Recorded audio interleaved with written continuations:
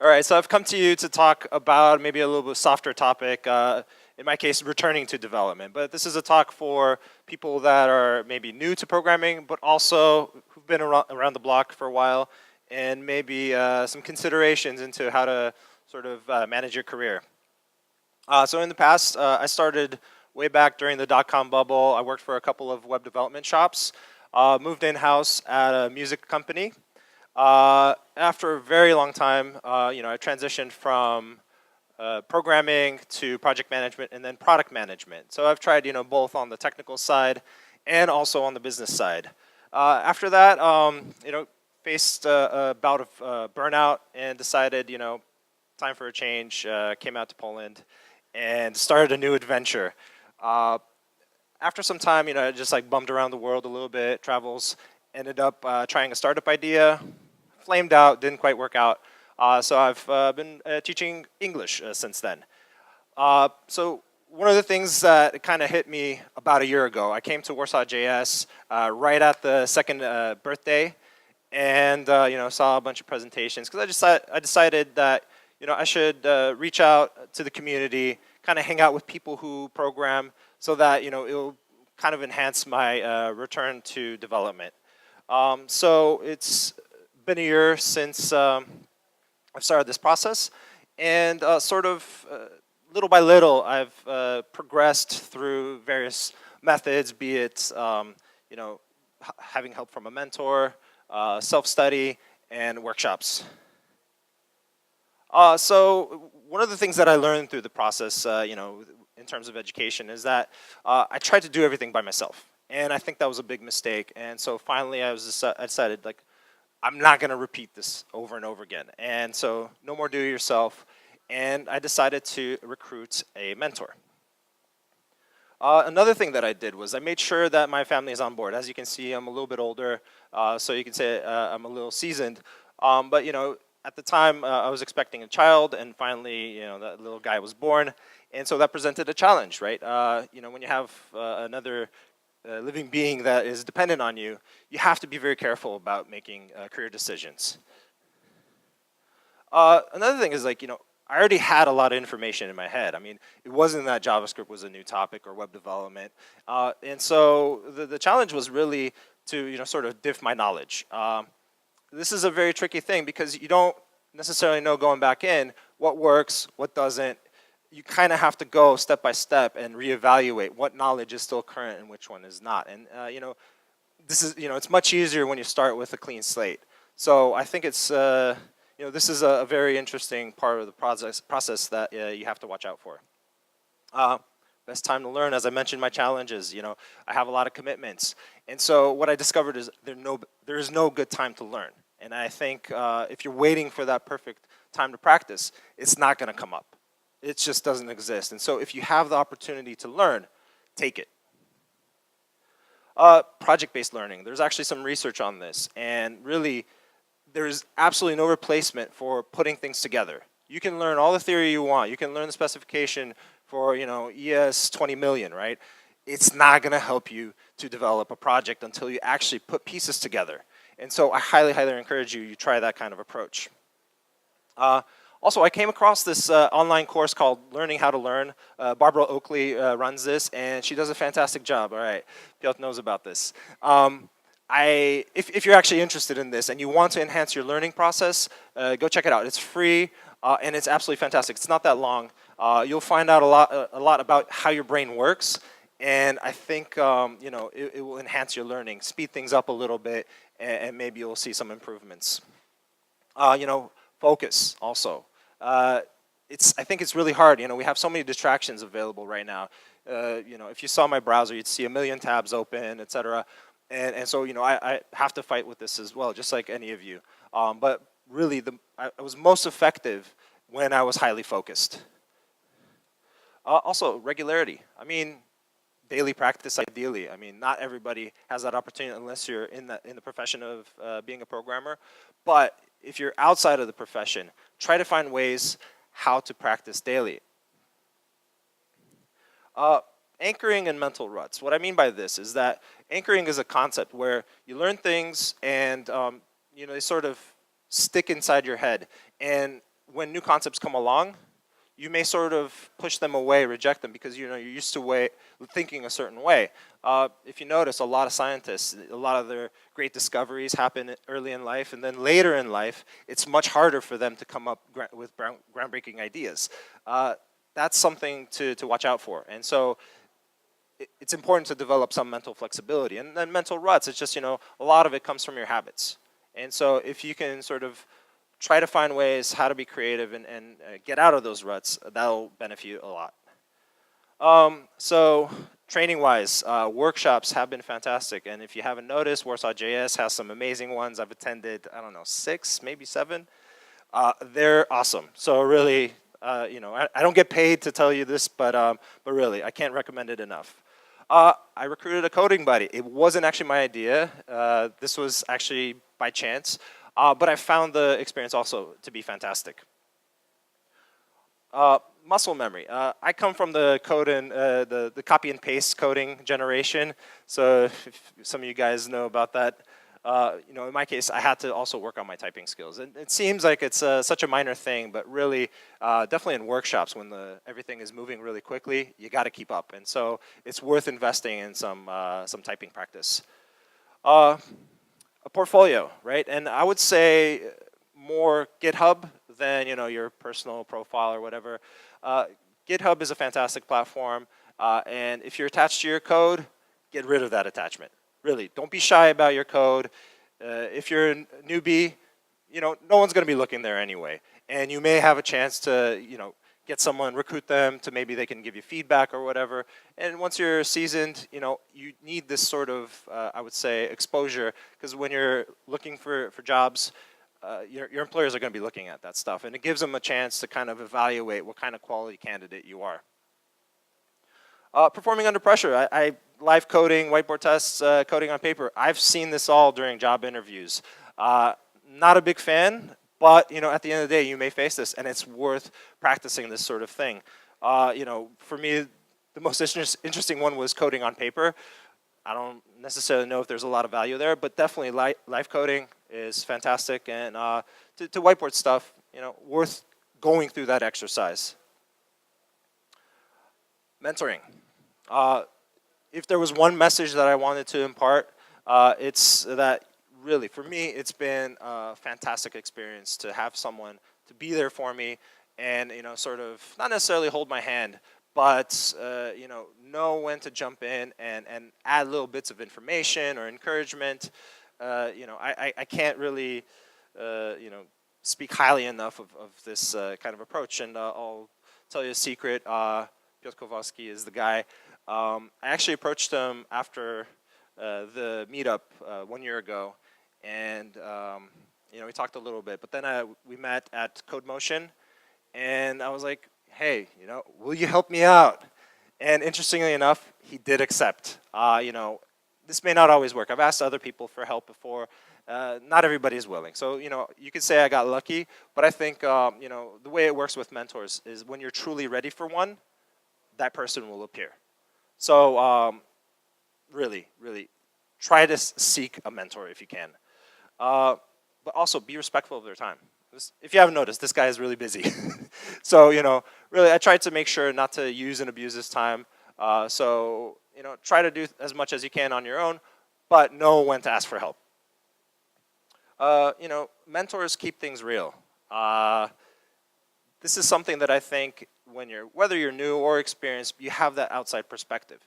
Someone can really come in and maybe set your thinking a little bit more on the right track. And, that's also another benefit. In my case, I needed a push. So, yeah, I've been developing and I've been working on different things. But really, when you realize how much there is to learn, you saw that tower earlier, right? Just stacking them bricks. You can procrastinate very easily. And so, when you're accountable, when you have someone that is counting on you to deliver, right? They give you a task or something. You know what? You got to do it. And so I think that push is fantastic. Also, give something in return, right? This is their time, and if you can't, a mentor is not going to accept cash, right? So try to think of ways how to help out your mentor. right? There may be something that you can do for them, some favor or whatever. You know, I was able to come up with something. You know, if you really kind of think about another person, you'll be able to come up with something. Some things that I faced during my career path, right? You know, I mentioned that I transitioned, you know, I moved to Poland.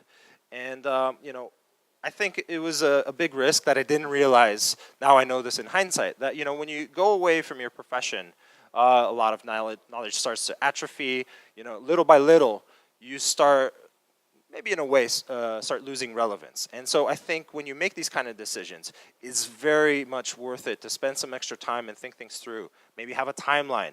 Decide exactly how you want to go about this. Because, you know, a lot of us have probably had that idea. I want to go to a tropical beach, you know, and screw off, do whatever I feel like. And, you know, it sounds like a very enticing thing, and especially when you got some cash in the bank and you know, maybe the job sucks. Still, I think it's worth it to think about it a little bit longer. One of the things that I did also, I shifted from the technical side to the business side. And that was a worthwhile experience.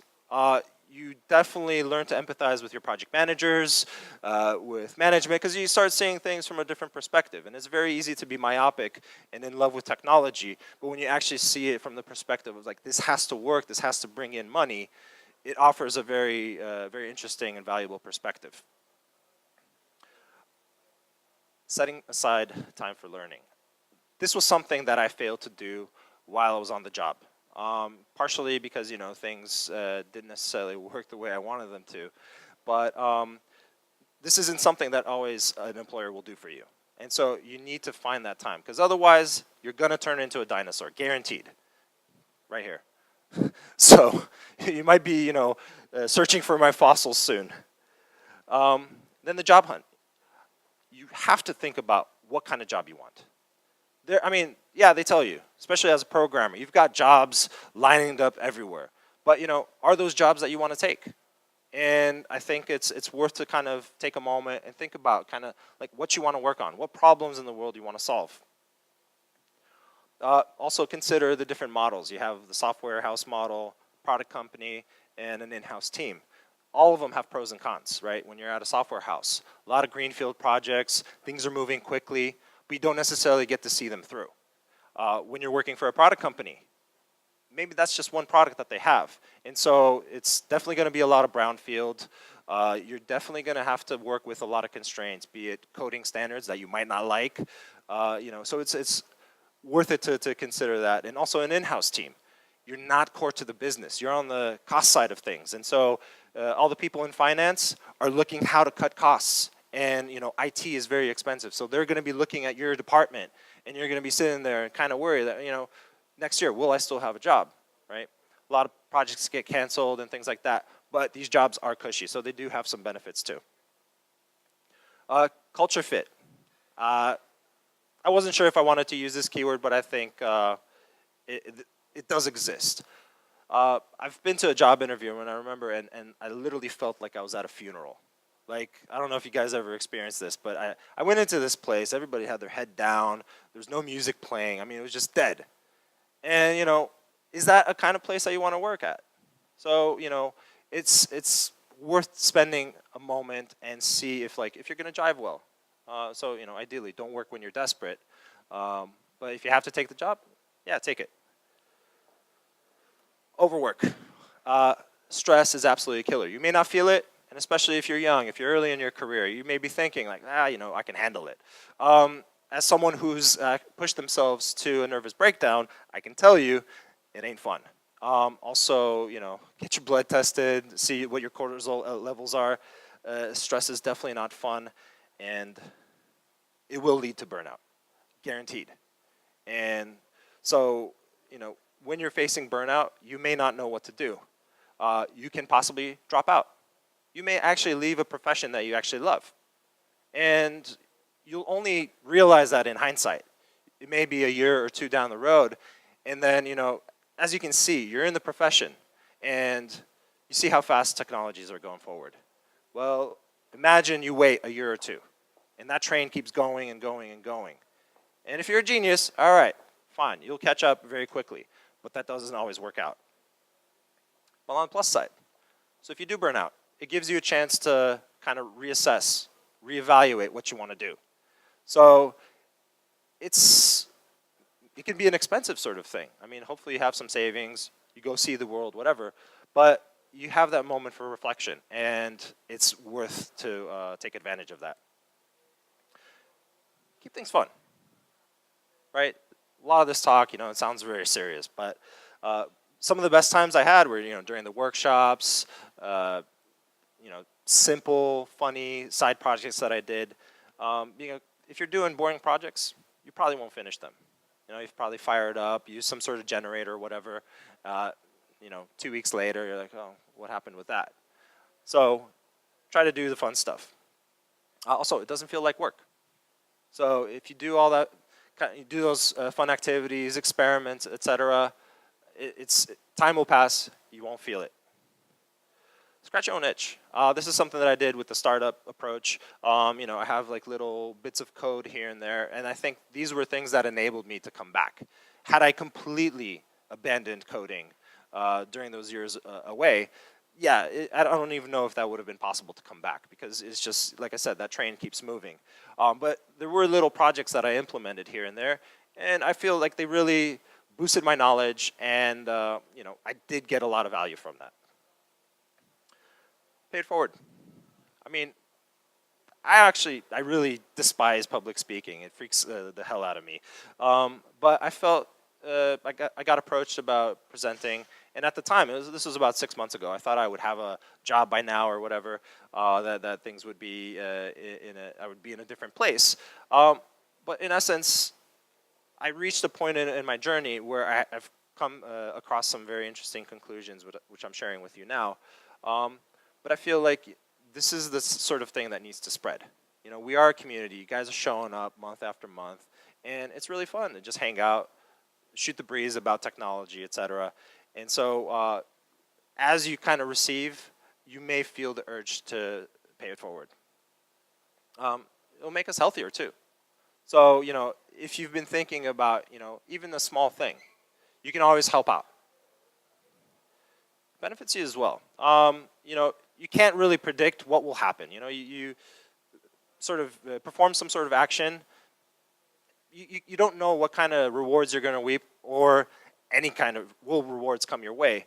But guaranteed, just the fact that you're helping other people, it's immeasurable. So there's another thing, that when you're teaching other people, it reinforces your knowledge. So just the mere act of sharing information will then further reinforce what you know and make you better at what you do. And thank you to the WarsawJS crew. I don't see all of it, but Piotr Gintara, right? Oh, there you go. And where's Kasia? Seriously.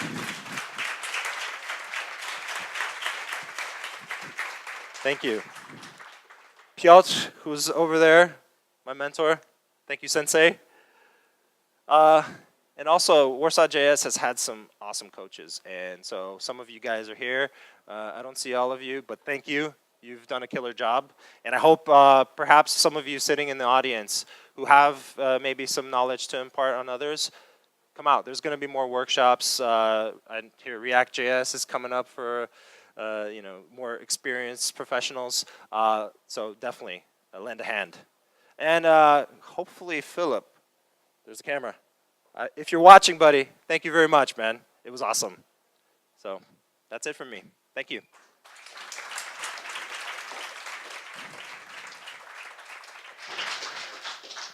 Thanks, Robert, so much for this presentation. Traditionally, I would like to ask you for some questions if you have.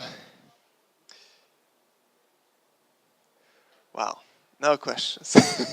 Thank you very much, Robert. Great applause for you.